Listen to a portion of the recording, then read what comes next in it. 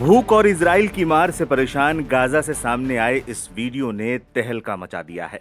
जहां Israel Gaza पर कब्जे के प्लान पर अमल कर रहा है, वहीं एक बार फिर हमास ने गाजा की सड़कों पर अपनी ताकत दिखाई है। वायरल हो रहा ये वीडियो अल जला स्ट्रीट का बताया जा रहा है, जहां अनोखा और चौंकाने वाला नजारा देखने को मिला। हथियारों से लैस हमास के कुख्यात एरो यूनिट खुलेआम सड़कों पर गश्त करती नजर आई। न सिर्फ हमास के लड़ाके हथियार लहराते नजर आए, बल्कि एक तरह का जश्न भी मना रहे थे। जो खबरें सामने आई हैं उसके अनुसार हमास के लड़ाके सड़कों पर नारा लगा रहे थे, चोर पकड़े गए। साथ ही भीड़ के बीच इज़ अद्दीन अल कस्साम का नारा भी लगा रहे थे। जानकारों का मानना है कि यह नारा सिर्फ शब्द नहीं, बल्कि गाजा पर हमास की पकड़ का एक तरह से ऐलान है। जानकारों का यह भी दावा है कि ये वीडियो ये भी दिखाता है कि कैसे हमास गाजा में अपनी सत्ता को बचाए रखता है। सख्त सुरक्षा और मानवीय सहायता पर पूरा नियंत्रण ही उसकी हुकूमत का असली आधार है। गाजा की गलियों में ये ताकत का प्रदर्शन सिर्फ कानून का पालन नहीं, बल्कि नियंत्रण, डर और सत्ता की एक कहानी भी बताता है। वहीं दूसरी तरफ अमेरिका के राष्ट्रपति डोनाल्ड ट्रंप इजरायली प्रधानमंत्री बेंजामिन नेतन्याहू के गाजा पट्टी पर कब्जा करने की योजना का समर्थन करते दिख रहे हैं। रिपोर्ट के अनुसार ट्रंप ने इसे इजरायल का फैसला बताया है। साथ ही गाजा में मानवीय संकट के बीच अमेरिका की ओर से मदद का वादा किया गया है। उन्होंने कहा है कि बाकी का फैसला इजरायल पर निर्भर करता है। मालूम हो कि इजरायल के सुरक्षा मंत्रिमंडल ने इस योजना को मंजूरी दी है, जिससे यूरोप, अरब और खाड़ी देशों के साथ मतभेद बढ़ गए हैं। Aim right, achieve big. At KR Mangalam University, we provide you the platform to turn your dreams into reality. At KR Mangalam University. Germany, France, Canada और ब्रिटेन ने गाजा में इस्तेमाल के लिए इजरायल को हथियार निर्यात रोक दिए हैं। ब्रिटेन ने इस मुद्दे पर संयुक्त राष्ट्र सुरक्षा परिषद में एक आपात बैठक भी बुलाई है। वहीं वेंस ने ब्रिटिश विदेश मंत्री डेविड लेमी से मुलाकात की है। उन्होंने कहा है कि दोनों देशों के लक्ष्य समान है, लेकिन तरीकों में मतभेद है। नेतन्याहू अंतर्राष्ट्रीय आलोचना को खारिज करते रहे। उन्होंने कहा है कि हम गाजा पर कब्जा नहीं करेंगे, हम इसे हमास से मुक्त करेंगे। उन्होंने हमास और फिलिस्तीनी अधिकारियों से स्वतंत्र, शांतिपूर्ण प्रशासन स्थापित करने का वादा किया है, ताकि बंधकों की रिहाई हो और भविष्य में खतरे को रोका जा सके।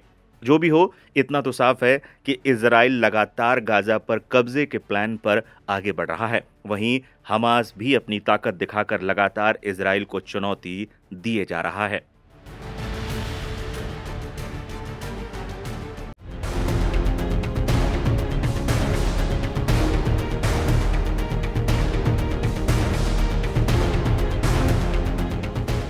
अमेरिका के राष्ट्रपति डोनाल्ड ट्रंप ने अजरबैजान और आर्मेनिया के बीच पिछले 37 सालों से चली आ रही जंग को खत्म करवाकर समझौता करवा दिया है। दोनों देशों के नेताओं के बीच बैठे डोनाल्ड ट्रंप ने बताया कि दोनों देशों के बीच विवादित इलाके में ट्रांजिट कॉरिडोर बनाने पर भी सहमति बनी है। व्हाइट हाउस में अजरबैजान के राष्ट्रपति इल्हाम अलीयेव और आर्मेनियाई प्रधानमंत्री निकोल की मेजबानी कर रहे ट्रंप ने दोनों देशों के बीच में शांति और व्यापारिक समझौतों पर भी हस्ताक्षर किए। इस दौरान कॉरिडोर का नाम Trump route for international peace and prosperity नाम दिया जाएगा। ये कॉरिडोर आर्मेनिया के इलाके से निकलता हुआ अजरबैजान को उसके नक्शचीवान इलाके को जोड़ेगा। आर्मेनिया और अजरबैजान के बीच हुए शांति समझौते के बाद दोनों देशों के बीच दशकों पुराने संघर्ष को खत्म होने की उम्मीद जताई जा रही है। हालांकि जानकारों का मानना है कि ये इतना आसान नहीं रहने वाला जितना दिखाई दे रहा है। कई समझौते पर दुनिया भर के देशों की अलग अलग प्रतिक्रियाएं सामने आई हैं। रूस ने जहां इस समझौते को लेकर बेहद सधी हुई प्रतिक्रिया दी है, वहीं ईरान ने प्रस्तावित सीमा गलियारे को अस्वीकार कर दिया है। समझौते के तहत अमेरिका को रणनीतिक रूप से महत्वपूर्ण और संसाधन से भरे क्षेत्र में इस मार्ग के विकास के अधिकार हासिल होंगे, जो अब तक यहां प्रभाव रखने वाले रूस के कम होते असर का संकेत है। ईरान ने समझौते को लेकर दी धमकी। ईरान की समाचार एजेंसी के अनुसार supreme leader Ayatollah Ali Khamenei के सलाहकार अकबर वेलियाती ने आर्मेनिया और अजरबैजान के बीच हुए समझौते को एक साजिश बताया, जिसके लागू होने से दक्षिण काकेस की सुरक्षा खतरे में पड़ जाएगी। उन्होंने इस योजना को एक असंभव विचार बताया और चेतावनी दी कि ये गलियारा ट्रंप के भाड़े के लड़ाकों के लिए कब्रिस्तान बनेगा। रूस ने समझौतों पर जताई आशंका। इस समझौते को लेकर मॉस्को ने कहा है कि वो इस समझौते का विश्लेषण करेगा। उसने ये भी कहा कि रूस, आर्मेनिया और अजरबैजान के बीच पहले से ही समझौते हैं, जिनसे अभी तक कोई पीछे नहीं हटा है। Aim right, achieve big. At KR Mangalam University, we provide you the platform to turn your dreams into reality. At KR Mangalam University.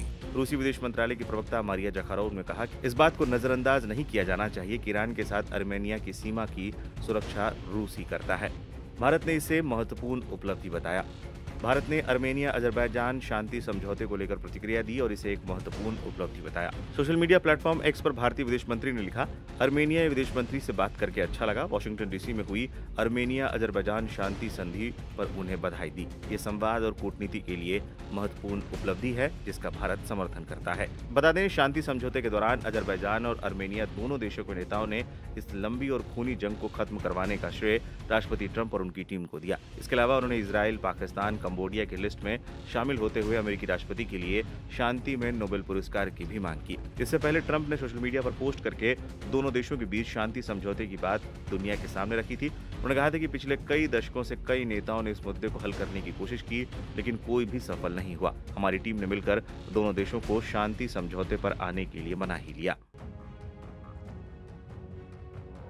12 दिनों तक ईरान और इजराइल के बीच हुए भीषण युद्ध को रुके हुए 2 महीने का वक्त होने जा रहा है, लेकिन तनाव अभी भी बरकरार है। हमले तो रुक गए, लेकिन इन हमलों का खौफ अब तक बना हुआ है। इजराइल लगातार अपनी खुफिया एजेंसी मोसाद की मदद से ईरान में अपनी कार्रवाई जारी रखे हुए है। वहीं ईरान भी मोसाद के एजेंटों को पकड़ने के लिए पूरा जोर लगाए हुए है। ईरान की सुरक्षा एजेंसियां इजराइल के हमले के बाद से ही मोसाद के एजेंटों को पकड़ने के लिए अभियान चलाए हुए है। ईरानी एजेंसियों ने जून के बाद से ही दर्जनों एजेंटों को पकड़ा है, साथ ही कुछ को मौत की सजा भी दे दी गई है। ईरान की न्यायपालिका की ओर से सामने आई खबर के मुताबिक हाल के महीनों में मोसाद जासूसी एजेंसी के 20 संदिग्धों को गिरफ्तार किया गया है। साथ ही चेतावनी दी गई है कि उनके साथ कोई नरमी नहीं बरती जाएगी और उन्हें एक उदाहरण बनाया जाएगा। ईरान ने अपने एक प्रमुख परमाणु वैज्ञानिक रुजवे वादी को मुल्क से गद्दारी के आरोप में फांसी से लटका दिया है। ईरान की सर्वोच्च न्यायपालिका के आदेश पर बुधवार 6 अगस्त को उसे फांसी पर लटका दिया गया। रुजवे वादी पर आरोप था कि उन्होंने इजराइल की खुफिया एजेंसी मोसाद को गोपनीय और सेंसिटिव जानकारी लीक की। नतीजतन जून 2025 को इजराइल के साथ हुए युद्ध के दौरान एक अन्य ईरानी परमाणु वैज्ञानिक की हत्या हो गई। ये घटना ईरान और इजराइल के बीच बढ़ते तनाव और ईरान की कथित जासूसी विरोधी कार्रवाइयों का हिस्सा है। ऐसा नहीं है कि सभी संदिग्धों को सजा दी जा रही है। आरोप गलत साबित होने पर ईरानी अदालत उन्हें रिहा भी कर रही है। Aim right, achieve big. At KR Mangalam University, we provide you the platform to turn your dreams into reality. At KR Mangalam University. न्यायपालिका के प्रवक्ता असगर जहांगीरी ने तेहरान में मीडिया को बताया कि गिरफ्तार किए गए 20 संदिग्धों में से कुछ के खिलाफ आरोप हटा दिए गए हैं और उन्हें रिहा कर दिया गया है। जहांगीर के मुताबिक जांच पूरी होने के बाद पूरी जानकारी सार्वजनिक की जाएगी। इस साल इजराइल के लिए जासूसी करने के दोषी ईरानियों के मृत्युदंड दिए जाने की संख्या में जबरदस्त वृद्धि हुई है और हाल के महीनों में कम से कम 8 लोगों को मौत की सजा दी गई है। बता दें, हाल के दिनों में इजराइल ने ईरान के करीब 30 वैज्ञानिकों की हत्या कर दी थी। ये हमले इजराइल के एजेंटों की ओर से दी गई खुफिया जानकारी के आधार पर हुए थे। साथ ही कई हमले ईरान के अंदर इन्हीं एजेंटों ने किए थे।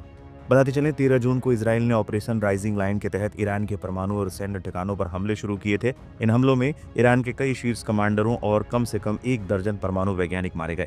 ईरान ने जवाबी कार्रवाई में इजराइल पर सैकड़ों बैलिस्टिक मिसाइलों और ड्रोन हमले किए, जिससे दोनों देशों को भारी नुकसान हुआ। युद्ध का अंत 24 जून 2025 को अमेरिकी राष्ट्रपति डोनाल्ड ट्रंप की मध्यस्थता के बाद हुआ।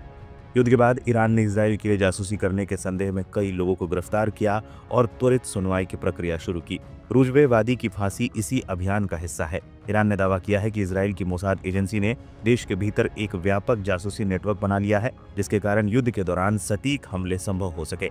मानवाधिकार संगठन के अनुसार युद्ध के बाद ईरान ने कम से कम 823 लोगों को राजनीतिक या सुरक्षा संबंधी आरोपों में हिरासत में लिया था, जिनमें से कई पर मोसाद के लिए काम करने का आरोप है। युद्ध के दौरान और उसके बाद 700 से अधिक लोगों को गिरफ्तार किया गया, जिन पर मोसाद के साथ संबंध होने का संदेह है। ईरान का कहना है कि गिरफ्तारियां देश की सुरक्षा को सुनिश्चित करने के लिए जरूरी थी, क्योंकि इजराइल ने उसके परमाणु कार्यक्रम को नष्ट करने के लिए कई बार हमले किए हैं।